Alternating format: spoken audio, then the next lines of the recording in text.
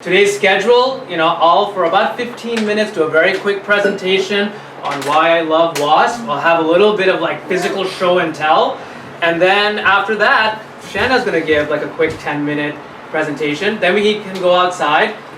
We'll socialize, we'll meet people, and we'll do a little bit of artwork. And what's really cool is that the artwork that we create will ultimately be shown at the Brandeis Festival of Arts in April. So that'll be pretty cool. So then we'll take a picture, and then all of our pictures, those of you who feel comfortable, will be in this artistic display. So there's a whole vision to it. And Shana will tell you about like how this idea actually grew and developed. Okay, so and also after the presentation, maybe we can all move outside. We'll move outside if it's hot here. If you're comfortable, no problem. But if you're hot, then this is the maximum thing we can bring it out. I can bring a little bit of sweating now that we can move outside. Yeah. Okay, so let's begin the presentation. Very quickly, I am not an expert in insects. This is just something I did for fun. I have many wasps' pictures I've taken. I probably have not identified it 100% correctly. So, maybe about 60% of what I'm saying here is correct, but the vibe more or less is hopefully on point. So, I love wasps. And one reason, why I love wasps is because I think that they're kind of beautiful. A lot of people find wasps to be kind of, I don't know, upsetting. Annoying? What is it? Annoying. Because they might sting. They may sting you. Thank you, Ava. And Ava, anything else you want to share, you totally should, alright? This presentation is not like where no one talks. So they sting people. And like you go online and you'll find people saying that they hate these wasps, that they want to kill the wasps. When I made this presentation, one person on Facebook wrote the F word to sort of express how much they hate the wasp. So what I kind of want to express today is that these wasps have an element of beauty to them. There's of course an element of fear because they can sting you, it can be bad, but also they sort of have a universe of beauty. So very fast, the yellow jackets that people hate are not the only type of wasp out there. There are like 100,000 types of wasps out there, and many of them will not even sting the humans.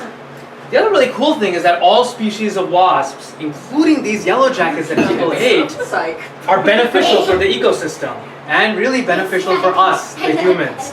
So what they do is they help pollinate, and then there's some wasps out there, like the fig wasps, that exclusively pollinate the figs, and we have figs just because of these wasps. So they're important. And also, wasps, including the yellow jackets, will eat pests, like insect pests, and also invasive species pests. So this is why wasps are actually kind of cool. They're kind of amazing. There are a whole bunch of different wasps. So I took this picture, and it's kind of glittering.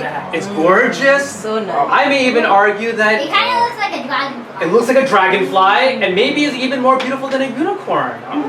Unicorns aren't real. They're called sword horses, actually. What is it? Sword horses. Sword horse? What is that? That's a unicorn. Oh, that's a unicorn. Sword horse. Okay, sort of. Thank you, Ava. I appreciate it. I learn something every day. Every day. So this is the cuckoo wasp, right in Lexington. And these wasps are kind of terrifying too, but these won't hurt humans. The cuckoo wasp, what it does is it goes into the nest of another insect, lays its babies in that nest, and then the cuckoo wasp babies, they grow up and eat all the other insects' babies. It's pretty horrifying, but that's what they do, and they are pretty gorgeous. Oh my God, they're so beautiful. Here's another cuckoo wasp. This one is green and red. So this outfit that I'm wearing, I had designed because I wanted to look like a ruby-throated hummingbird, which actually comes to my feeder if you want to ever see it. They're here today. But they also looks like this cuckoo wasp over here. So that's why I'm wearing this, even though it's a little bit warm. Another interesting fact is that some species of cuckoo wasps can actually smell like their prey, so that the prey can't detect them. And so this is like a really unique type of camouflage. And I took this picture in Lexington as well. I can do that for you. Well, I've got a flow, but Oh, I appreciate it. Thank you. Here's a gorgeous wasp that I found just outside the doorstep from where everyone came. This is a few years ago. And you can look at the beautiful body, the wings, the gorgeous yellow legs, and whatever this beautiful thing here is, it's a very gorgeous wasp. And Tail. it could be like a tail, yeah. It may also be used to inject their children into bugs. So they'll find, for example, like a caterpillar and inject their baby like right onto the caterpillar, and then the babies will like eat the caterpillar and explode out. And it's pretty. But according to Wikipedia, they're important regulators of insect population. So thanks, fearful, kind of intense wasp, but really interesting. And this won't sting us. This doesn't sting humans. Yeah. these are aphids, and I found these at Brandeis in Waltham. And what these aphids do, this is on a milkweed plant. I've got milkweed in my backyard. Should anyone ever want to experience it? The flowers are just coming out. It's just such a gorgeous smell. So these aphids are super clones. They're all females. No one's ever found a male aphid of this type in the wild.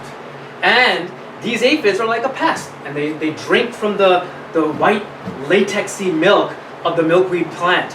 And then they take that poison and they put it into their skin. So not a lot of insects eat them. But what's really interesting is that there's a wasp.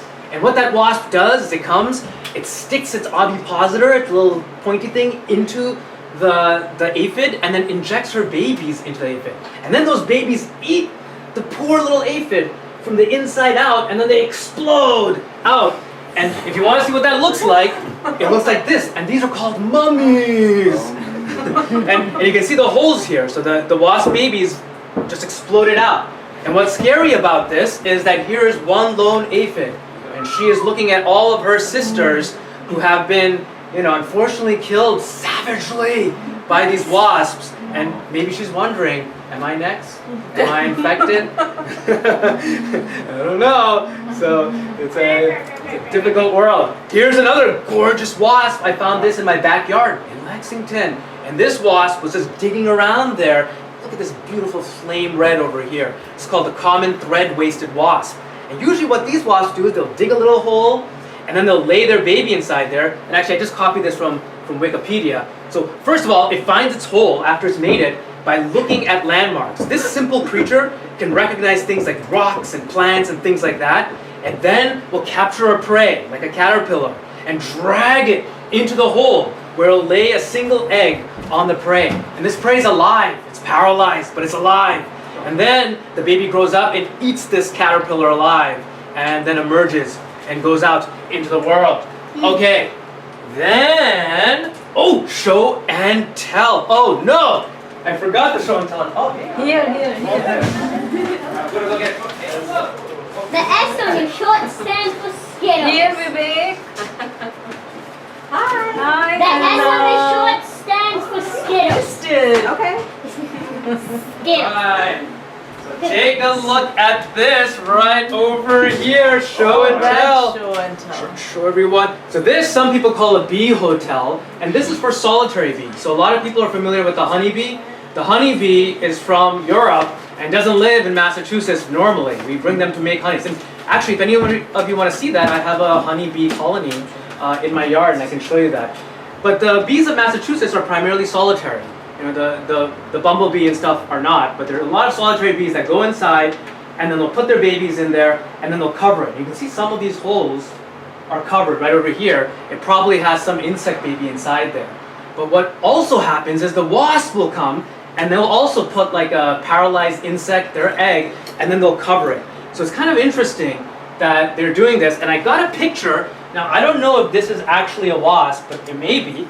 I'm not a bug expert. This may be a wasp. And I watched this little creature bring little stones and things inside there to pack it up. And it was a really beautiful, intimate moment with me and what may be a wasp over here. There are also some wasps. What's that? And mud to put in there What are they? to cover it up. Oh, what did they put in to cover it up? Yeah. They put like this really good, mud and like little pebbles and stuff. It's a good question. Ava, any questions you have, you totally should ask. These are very good questions. Oh, now we've got an actual show and tell. Look at this. Whoa. What What is that? is that? Oh, I'm gonna show you that. Thanks, Dan. All right. So here's an oak leaf, and on this oak leaf is growing this weird-looking thing over here. So we gotta take. Oh wait, Ava, if you actually want to break one open, it's up to you. Inside the bag? Oh, I'll take it out of the bag. Do you want to? What's inside? Well, do you want to break it and see what's inside? No stress if you don't. Maybe some. Is there bugs in there? No bugs in here. What's in there? But you'll find out. Should I break it? Yes. Okay. All right. So let's find out what's inside here. So these come from oak trees. A wasp. Actually, let me break it and then tell you. All right. Ready? Uh-oh. Welcome! There is no What's in bug. there? Alright, take a look. It's safe. There's no bugs inside. I think she's afraid of I know, that's cool. Yeah. Okay, so what this is, and I'll pass it around for those of you that want to see. You have this wasp over here. I did not take this picture. It's from Wikipedia. And it's called the apple oak gall wasp. This wasp goes, it injects her babies into the leaves of oak tree. And then those babies release a chemical forcing the leaf to create a structure like this to protect its babies. And inside is this foam to protect its babies from shock. And in the center, when I pass it around, you'll see a little chamber. And inside that chamber was the baby wasp. And when the baby wasp grew up, it made a little hole and then is there ones in came up. the other ones? There, if you want to open it, yeah. There are? Oh no, there are no bugs in these because look here. Let me They're just show you. gone. They're gone. They made hole and they Yeah, threw away. you'll see like in these. Where's a clear example? Like right here. Do you see this hole right here? Yeah. So the baby wasp, once it grows up, it makes a hole and escapes. So that's why we know there's no bugs in Wait, it. that's how small they are? They're pretty small. Yeah. I mean, this looks big, but it's actually pretty small. So it's pretty. And so people in the past used to make ink out of this, or some according to Wikipedia. I don't know how true that is, but. All right. I know. I haven't done a good job as a scientist, but whatever. I've It's for done fun. it before. You have to crush them up into like really fine powder, Whoa. and then you interesting. can mix it with what's it called? Not sap, like some sort of gum that comes from trees and you kind of melt it. It's like the first ink ever. I think the Magna Carta was written with that. Whoa. Oh, wow. Whoa, Jen, thank you. Yeah. That's legit knowledge. Wow. Yeah. What I had read in Wikipedia, you have done in real life. All right, cool. Okay, and then, let's see, what else do I have? I've got this. This is also a different type of gall, and you can see there's a hole inside there. And these are also created by different wasps. So you see the hole right there? I see the other one. The other hole's right there. I didn't realize it's supposed to be terrifying. I can't break. Oh yeah, this one's actually hard. Do you want to break the other one? Yes. Okay, yeah. I can't break that one. Yeah, that one's a hard one, and I only have one of those, but these ones I have few of, so here, you can break this one. Yeah! Yeah, Oh, yeah. that's so satisfying. It's very satisfying. Why is it so oddly satisfying? And then there are other types too. This one of my former students gave me as a present, and it was covered, and when I cracked it open, it looked really different. It wasn't foam, it looks like spokes of a bike. Just really gorgeous. Wow! And then, look at this show and tell. Whoa! These are fuzzy balls. Can I feel them? Yeah, do it. Do they have holes in them? They should have. I don't really see the holes, but I guess they have like small holes in them. I see. Anyone else want to feel these? Good job. I see holes in them. You can pass these around. So these are created from the Nice. woolly oak gall wasp, and they similarly go into the leaf, inject their babies, create that, and it's wicked soft. And from oak trees, they almost like snow down during early autumn. Wow. Okay. Very light. And here are a whole bunch of pictures I've taken of different galls on an oak leaf. So I have a small oak tree over there, and I go through it, and just look at how amazing. This one looks like, I don't know, like an apple, with like a little top over here. This one's all fuzzy. This one looks like maybe the nose of some creature or something like It kind of that. looks like a pig mouse. It does look like a pig disease. nose. Or a disease. Yeah, Ava, these are really good points. And they're small, but this is good. Ava, any other observations? Don't hesitate. You should just say it. These are good. The one that's completely white looks kind of like cotton. It does look like cotton. Yeah. And they're soft. Okay, ready? I've got a treasure. Can I have that box? Treasure. No. But you can play with it if you like. I want to have the box. That's It true. looks pretty. Well, maybe we can share it. I can lend it to you, and then you can give it back to me. The next time I come to you. Okay. Okay. Okay. Ready for the treasure? Yes. All right. It's not actual treasure, it's probably bug stuff. It's treasures for me though. Okay, here we go. Whoa! Whoa! Oh, no, it's not. It's not bark.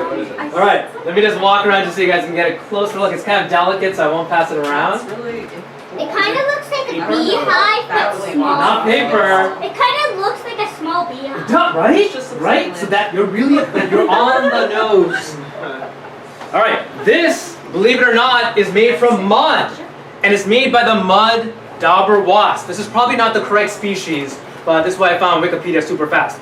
Okay, this is kind of what it may look like.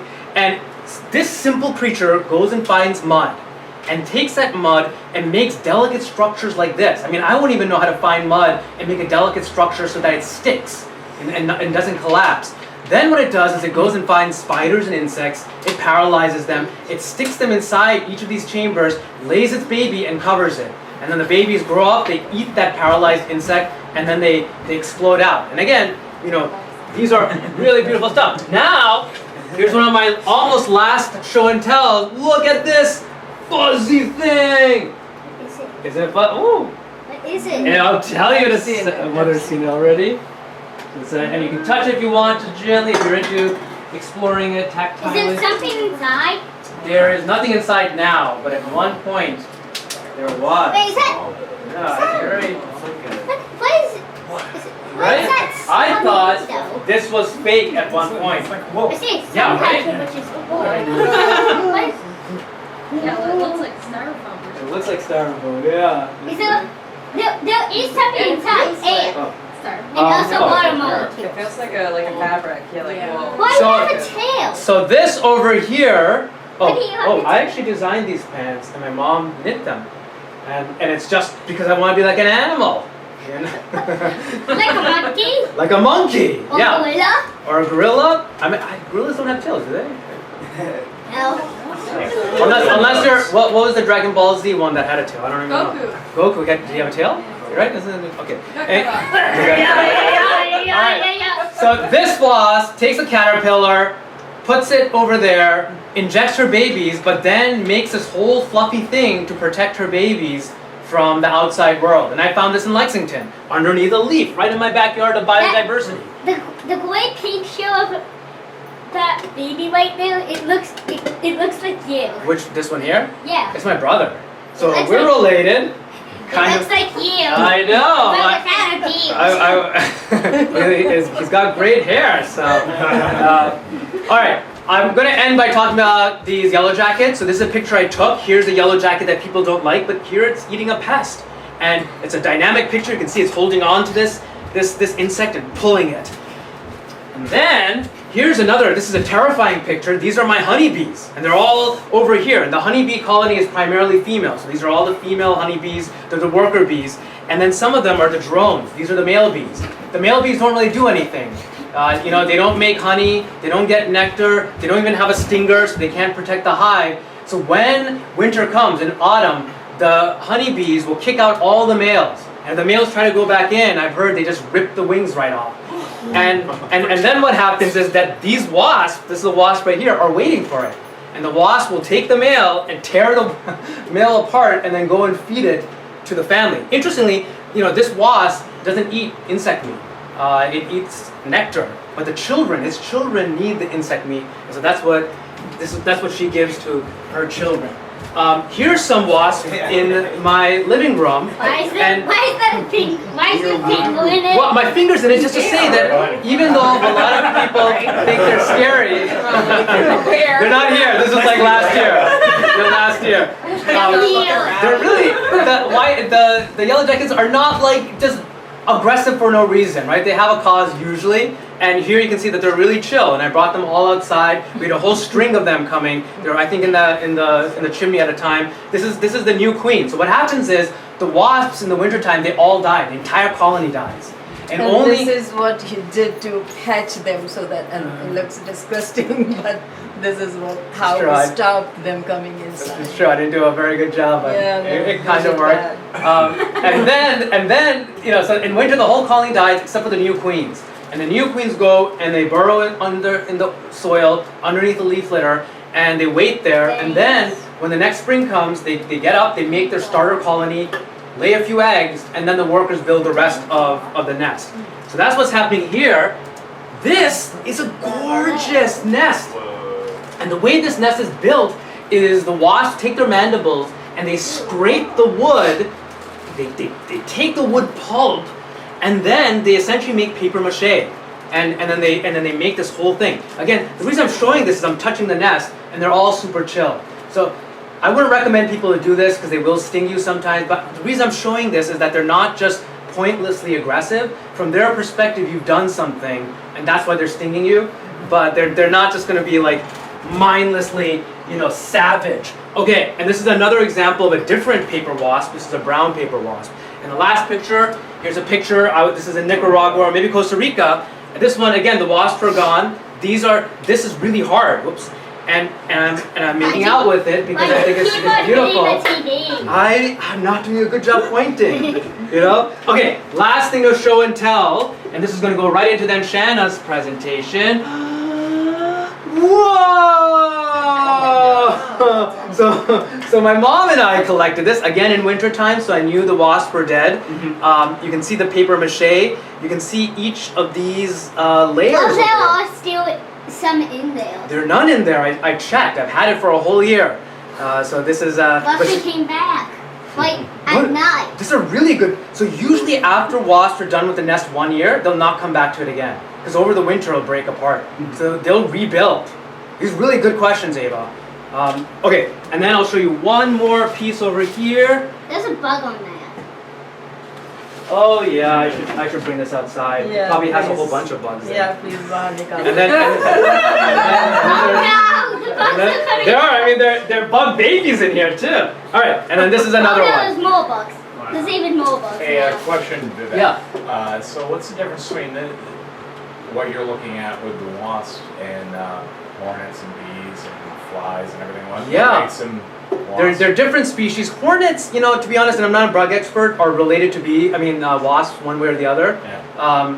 But yeah, I don't have enough knowledge. But the bees are completely different because the bees will typically not eat other insects. So they're nectar. They get nectar and then they do all There's that a bug stuff. trying to escape. Oh, thank you. My mom's gonna bring it out. Thank you for being vigilant, Ava, and then John. Great question. Okay, so where is Shana? Okay, Shana. All right. Okay, my turn. Your turn. Yay, great presentation. Thank you. Okay, so Gates. I don't have a PowerPoint, kind of just winging this. But I'm Shana. I think I've met almost everyone. Do you know me? I do know you. I met you, Ava.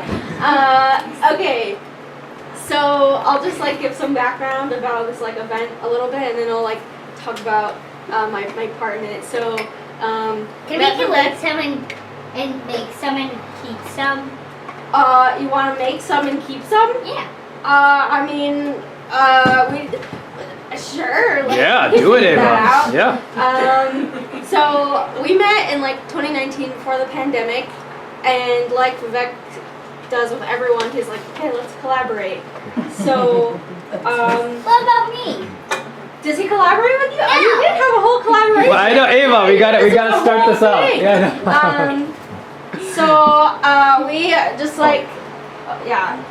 one day I found a part of a wasp nest, and I thought Vivek would think it's really cool, so I brought it to woodworking and showed him, and then we got talking about doing a wasp event. So Without the top, it kind of would look like a space shuttle with a pencil. Oh, yeah. It's a good point, Ava. yeah. This one's. I think there's there's a dead wasp in here. Wow. So we decided to collaborate and make this wasp. Vivek, I basically said, if you can, I think Vivek suggested I'll make the body of the wasp from wood, and you can beat around it. So Vivek made this body, and to sort of talk a little bit about the process, I asked for the body to have a flat base so that I could glue it down onto sort of a foamy felt thing that I could then beat around. And so I just made the wings, I made the head, and then it's like an embroidery. So I embroidered these on, and then I stitched this fabric on the back of it to hide those stitches, and then you just outline it in beads to keep it stuck together so that it doesn't fall. I also put glue on there, but Is this a butterfly in here? oh yeah, there is. I did find. I put like a bunch of random stuff I found. So I did also find this butterfly wing. That I was like gonna try to put in resin, but then I never did. So I could do it. Nice. Oh yeah, that's I put books that was in Next resin time. before and shelves in resin You before. have? That's super cool. Wow. Yeah, I put this like And flower in glaze. it. This was like one of my first times doing resin. It's kind of That's cool, It's kind of like, tried that. So yeah, I'm gonna pass this around. Vivek made the body, and And the body's made from what I call my tree of death. It's an oak tree, and we chose that because we wanted to sort of express this like life and death sort of thing, positive and negative. And Shana may talk about. No, I meant to start this off by saying like this is like unplanned. Like I didn't really come with a plan, so please cut in. Okay. Or anyone cut in if like you wanna fight. Yeah. Well, so I guess the only thing I'll add on. Or actually, Shana, are you going to talk about like what we're going to do next? Or should I do it or? The digestion. Yeah. Oh yeah. Okay. Yeah. Yeah. Should we do that now? I think so. Unless you have other plans. No. Okay. No, I just wasn't sure. What the order is. Yeah. Exactly. Yeah. Digestion. Okay, so the digestion, which is also, I know, still also please cut in. Is there a leaf in this resin? Yeah, it's a little flower. It's like a little tiny little yellow flower. It looks more like part of a leaf. Yeah, it got kind of messed up. It's kind of not my best work.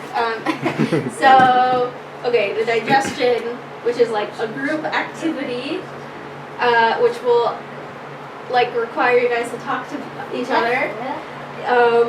So we are gonna make babies. It's So very hot.